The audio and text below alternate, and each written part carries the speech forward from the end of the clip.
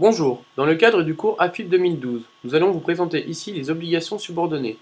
Nous partirons de leur définition afin de comprendre leur fonctionnement. Nous observerons également leur évolution dans la finance de marché actuelle. En fin de présentation, nous énumérons un lexique concernant ces obligations, car il est important de connaître le vocabulaire d'un produit lorsqu'on nous soumet par exemple un prospectus de celui-ci.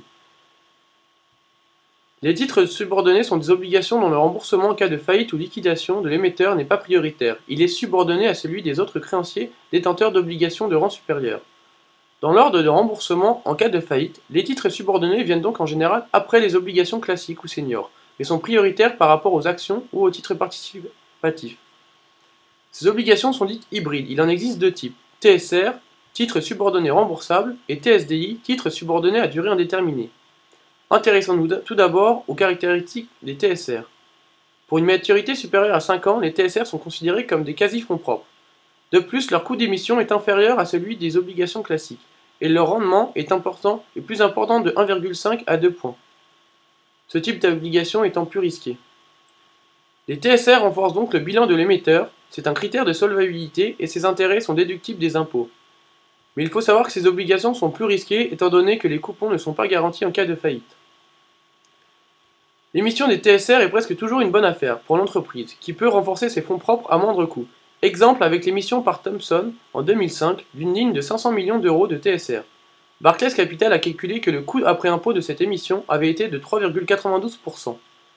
Or, si la société avait choisi d'émettre des obligations classiques et des actions pour un montant similaire, cela lui aurait coûté 5,87%.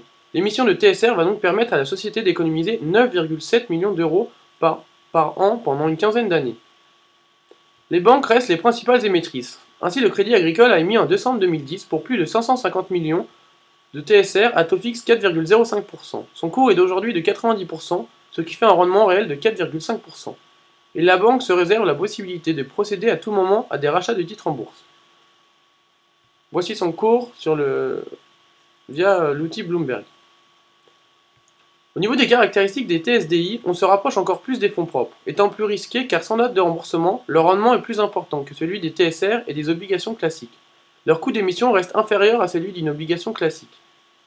Les avantages et inconvénients des TSDI sont similaires à ceux des TSR, hormis le fait que, ne possédant pas de date d'échéance, elle devient plus risquée et donc avec un rendement plus élevé. Le risque a un prix. Avec l'arrivée de BAL 3, et déjà aujourd'hui, ces TSDI sont considérés pour les banques comme des titres hybrides qui ne font plus partie du noyau dur des fonds propres, le fameux Core Tier 1, mais sont plutôt classés juste en dessous, dans le Upper Tier 2. Ces changements ont suscité un vaste mouvement de rachat de titres par les grandes banques. Pour eux, c'est tout bénéfice. En effet, la crise a suscité une véritable fuite des épargnants devant les titres bancaires et notamment les TSDI, qui sont cotés nettement en dessous, 40 à 80%, de leur montant d'émission et de remboursement. Pour les banques, cela revient à acheter pour 40 ou 50 du papier qui est comptabilisé 100 dans ses comptes. Le profit est immédiat et important. Exemple avec un titre très intéressant. Il s'agit d'une obligation émise par la Banque fédérale du Crédit Mutuel. Son rendement est variable et dépend du taux à 10 ans, CMS 10 ans, auquel s'ajoute une prime de 0,1 point, 10 points de base. Cette perpétuelle offre à BFCM une offre de rachat fin décembre 2014. Elle est comptabilisée dans le Tier 1 Sub et donc pas le Core Tier 1, le noyau dur des fonds propres, et pourrait faire l'objet d'un rachat. Pour un nominal de 1000 euros, elle cotait fin 2011 seulement 34% de ce pair. Avec un cours aussi décoté, son rendement réel est formidable. Pour un CMS 10 ans de 2,65%, son taux est donc de 2,75% pour 1000 euros. Comme elle ne vaut que 340 euros, cela revient donc à un rendement de plus de 8%. On observe alors le cours de cette obligation via Bloomberg. De plus, on a vu que le rendement du TSDI dépendait du CMS 10 ans, qui est un taux d'un emprunt en euros amorti in fine sur une durée de 10 ans. On obtient alors cette courbe de taux sur Bloomberg. Venons-en désormais au lexique. Alternative Coupon Satisfaction Mechanism. C'est la liste des compensations possibles dans le cas où l'émetteur ne paie pas des coupons, que ce soit pour une raison obligatoire ou par choix. On peut donc se retrouver avec un paiement en nature avec des actions nouvelles. Voici donc les CocoBonds, qui sont des obligations qui peuvent se transformer en actions, c'est-à-dire que le détenteur des CocoBonds peut acquérir l'équivalent du montant des obligations en actions de cette société. Venons-en désormais au call. Cela signifie que l'émetteur peut racheter l'obligation en général au pair et en général à la date du call. Puis s'il ne l'a pas fait, à chaque date anniversaire, souvent après la date de call, les coupons deviennent variables, Euribor puissance spread par exemple. Cumulative, non cumulative. C'est ce qu'il se passe avec les coupons non payés. S'ils sont cumulatifs, ils sont reportés jusqu'à l'échéance suivante, à laquelle ils pourront soit être payés, soit être reportés à nouveau. S'ils sont non cumulatifs, ils sont annulés définitivement et perdus. C'est par exemple ce qui s'est passé le 5 octobre 2012 lorsque Groupama a décidé de ne pas payer le coupon sur son obligation perpétuelle. Tier 1 2017. Combiné à un dividende stopper, c'est-à-dire si la société choisit de ne pas payer de coupon sur l'obligation, elle n'a pas le droit de payer des dividendes. Cela peut devenir un vrai poison pour les actionnaires si le solde des intérêts non payés est important. Le dividend pusher, c'est si la société a payé un dividende au cours des 12 derniers mois, alors le coupon obligataire doit être payé. Exemple avec le Casino Cats. Déférable.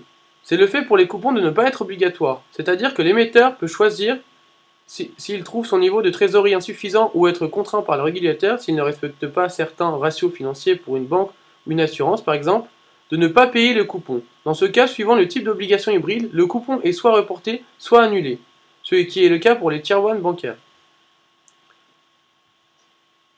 Le USAID 10. C'est le taux de swap en euros à 10 ans. C'est un taux variable à 10 ans. Sur le site de l'agence France Trésor, on peut trouver un historique du taux TEC 10, proche du taux swap à 10 ans. C'est un taux qui sert souvent de référence à partir du moment où, après la date de call, les coupons de l'obligation deviennent variables, ce qu'on appelle le fixed to float. Le mandatory trigger, c'est un événement qui entraîne le paiement obligatoire des coupons. Le dividend pusher en est un exemple. Une offre de rachat sur des titres en est une autre, preuve que la société a de l'argent. Mandatory coupon déféral, c'est un des événements qui peut causer le non-paiement d'un coupon. Cela peut être un critère sur le flux de trésorerie ou le résultat net, un critère de ratio réglementaire pour les banques ou encore le non-paiement d'un dividende par exemple. NC5, c'est non callable pendant 5 ans, c'est-à-dire que l'obligation ne peut pas être remboursée par anticipation au cours des 5 premières années.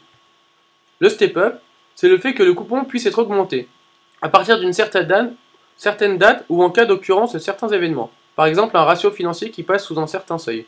Le step-up intervient par exemple parfois après la date du call. Ainsi, l'émetteur est incité à rembourser l'obligation à la date du call, et pour l'investisseur, c'est la garantie d'avoir une compensation si la banque n'exerce pas ce call. Le législateur autorise une telle incitation dans la limite de plus 100 points de base de taux au bout de 10 ans. Mais la plupart du temps, les obligations perpétuelles débutent à taux fixe, puis passent en variable plus marge au moment du step-up. Pour finir, l'extension risque. C'est le risque que l'obligation ne soit pas collée, c'est-à-dire qu'elle ne soit pas remboursée à la date du call. L'investisseur se retrouve alors avec une obligation perpétuelle. Avant la crise financière que nous venons de traverser, les banques avaient pour usage de rembourser ces titres à la première date de call, quitte à en émettre des nouvelles pour les rembourser. Ceci était une manière de fidéliser et rassurer les investisseurs. Par ailleurs, cela permettait à ceux-ci de calculer le rendement de l'obligation a priori au moment de leur investissement. Mais en 2009, tout a changé. En effet, les taux d'intérêt ont beaucoup monté pour les banques et avec leurs coûts de financement. Par conséquent, certaines institutions financières ont maintenant intérêt à payer le step-up plutôt que d'émettre de nouvelles obligations avec des taux plus élevés. Je vous invite désormais à aller voir les vidéos de mes autres camarades qui vous en apprendront davantage sur les différents produits financiers et problématiques actuelles.